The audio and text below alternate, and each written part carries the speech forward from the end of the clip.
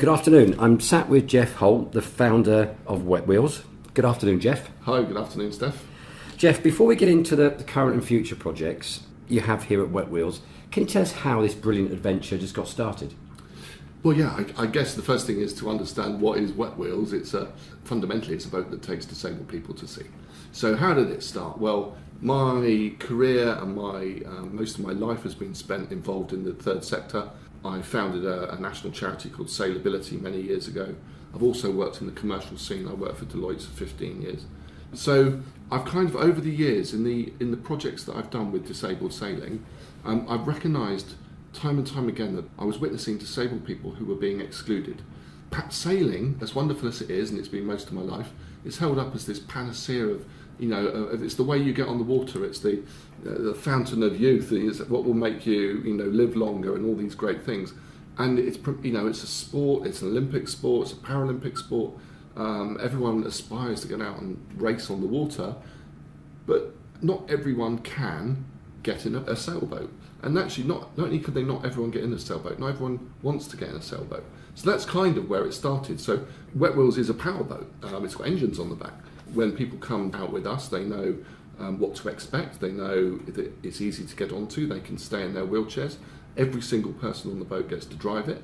And they can be back, in an hour, 90 minutes, having had a great time out with their friends and family. So that's where it kind of started from, this idea of witnessing that there was a large number of disabled people who often are the most profound and complex disabilities in our society, who are being excluded from this most fantastic opportunity to get out on the water. So along the way there, do I denote therefore a charity status rather than a sort of a company status? I've been involved in charities for many years, and I realised when I started Wetwheels that I was not going to go the charity route. My skills are commercial. I worked for Deloitte for all those years. I've run another couple of companies. So Wetwheels I set up as a community interest company. We're a not-for-profit social enterprise. But the difference with that is we work 7 days a week, and we work every day virtually that we can, and we employ people. We can operate like a commercial business in our marketing and our branding. It's all really very tight. It's won us awards. We won the South East Region Federation of Small Business Award last month. So people are recognising that this is really important. Someone asked me, why CIC, not a charity? And I thought about it long and hard, and I realised with charities, it's almost that they're trying to do everything they can to ensure that they meet their legal compliance. And it's like having a sea anchor out the back. Well, if you're an entrepreneur and a businessman, you want to take risks. You want to be able to move and react really quickly to opportunities. And that's why Wetwheels is the success it is, I believe, because we can react to market forces. So if I look at your website, and if you don't mind, I'll quote from it. The objectives are to build disabled people's confidence by providing the opportunity to access the sea in a fun, safe, stimulating and rewarding way. What lasting effect do you see these people getting from that experience? I think before you ask that question, you have to, with respect, think about the people that are coming on the boat and what it is they're doing at the moment. And a lot of people are denied opportunities, access, not just to work, but transport, shops, all the things that we all take for granted. People not in wheelchairs take for granted. That we have to think about all these things, the challenges of doing something new, something exciting. And that's why Wetwheels, first and foremost, it's a sensory experience. It's a high value, high octane experience where individuals who are coming may be coming from a place of warmth and classical music and bubbles and fur and all this stuff where they're not quite wrapped in cotton wool, but there's a hugely protective environment. And so I need to be able to demonstrate that there's no reason at all why people with these profound and complex disabilities can't enjoy these experiences just as much as everyone. That you only need to go on the boat and see the laughs and the screams and the giggles when we go fast to know that they're just kids. Or whoever's on the boat, they're just human beings having fun. We don't talk about our disability.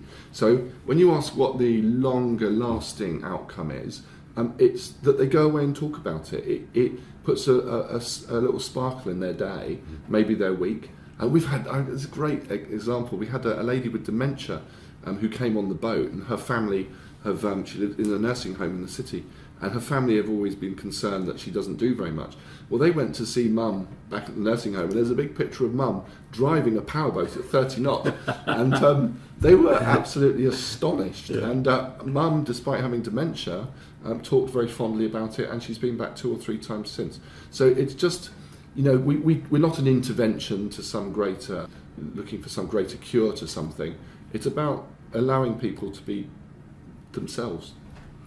To your new and exciting project that I know you've got coming up in the next few weeks, can you tell us a little bit about what that new project is and what maybe the benefits of that programme will be? Well, we call it Wetwheels Maritime Adventures, Portsmouth Harbour. And what it was, our boat in Portsmouth takes 1,500 people a year. We get out on the water. People don't actually see. We're based here at Gunwharf, the most fantastic hosts and landlords to us. They really look after us. And we keep our boat here. Our families and our groups come out on the boat and they go and have a great experience.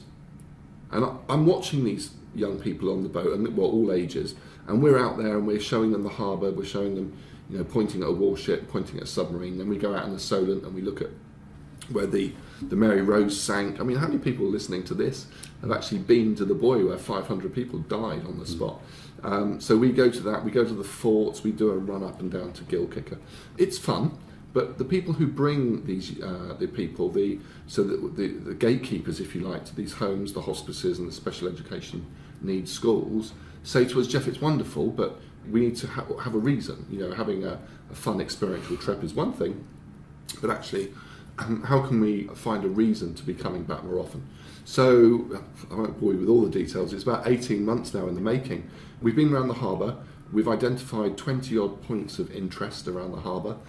We've written first person research, we've done our own primary research into these points of interest, and we've written a tour guide, if you like, to the harbour and outside, celebrating Portsmouth Harbour. We are absolutely spoilt for choice with the jewels that we have around the harbour, from Navy ships to, like I say, to submarines, to light ships, to the place where they load all the missiles and bullets and bombs onto our warships. We can go right up and have a look. We can go up and see where the French ferry comes in, and we can go up to Porchester Castle. So we formalise this into Maritime Adventures, and now it's pretty much the same experience, except now when people come, we have a guide who explains what they're looking at and makes it more meaningful. We don't do all 20 on every trip.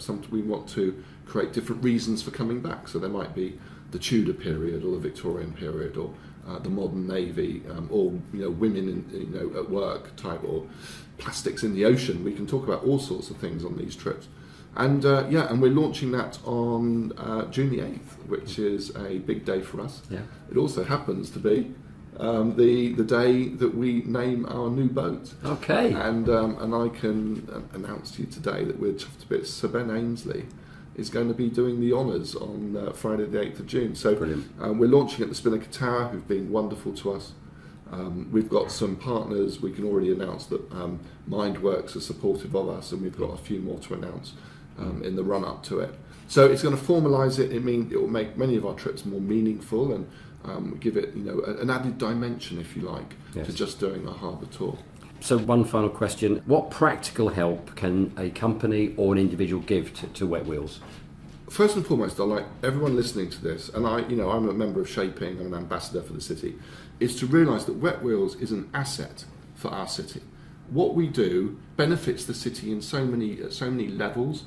Not just celebrating our maritime heritage, but commercially, look what we're doing, look what we're doing with the schools and the colleges. It costs money to do this. It costs, 50 grand a year to do this. And it's little old me and my secretary Karen, and if any of us know us will know that we're quite, we're kept quite busy trying to find the funds whilst trying to run the boat as well and deliver these activities. So anyone listening, we would love to speak to you. It's not all about necessarily a cheque for 50 grand, although that would be nice. There's many other ways that people can help support us. Charity of the Year, maybe coming down and seeing what we do on the boat sometime, getting me to come and speak to your company. You've probably found out today I'd have no problem speaking. And celebrating Wetwheels as a real asset to our wonderful waterfront city. Well, Geoff, Thank you. I'm very proud to be associated with you, as you know, and I look forward to making sure that we partner and promote what you're doing here. But thank you for today. Thanks, Stef.